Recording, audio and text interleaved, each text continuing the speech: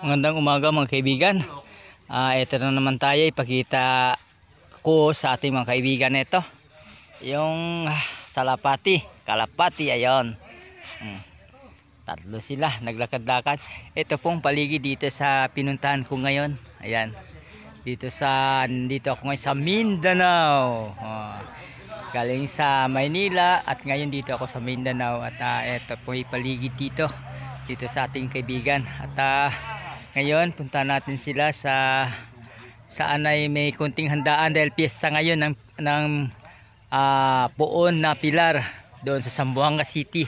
Ako ngayon dito sa probinsya. Ito po, ipakita ko sa inyo yung mga kaibigan natin.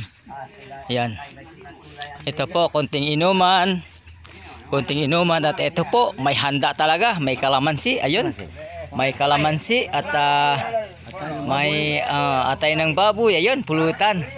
Ayan, at punta natin kusinero ano kayong niluluto. Ayun, ito po siguro dinuguan. Ayan, ito po yung kusinero na malupit dito sa Mindanao. Malupit na kapalaran.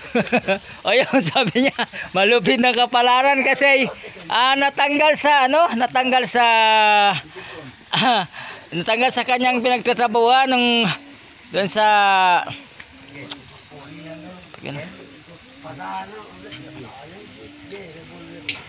restaurant at pinagtrabahuan niya kasi dinilaan niya kasi yung kutsara, kaya natanggal serbisyo. Ayan po mga kaibigan. Ayan mga kaibigan natin. Ito po yung may-ari nito. Yung may-ari nitong bahay, ayan. Oh, may nandito ayan. Maliit na bagungon. Oh, ayan, may maliit na bagungon. Okay mga kaibigan, hanggang dito lang muna tayo at magandang umaga ulit sa ating lahat. Okay. Oh, ito ang lemon juice. Oh, lemon juice raw. At saka may coconut wine pa, ayan. Pakita natin ulit. Ayan Tanduay. Oh. Wala ka nang hahanapin pa pag tanduay.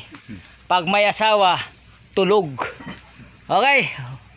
Hanggang dito lang muna kaibigan at magandang umaga ulit sa ating lahat.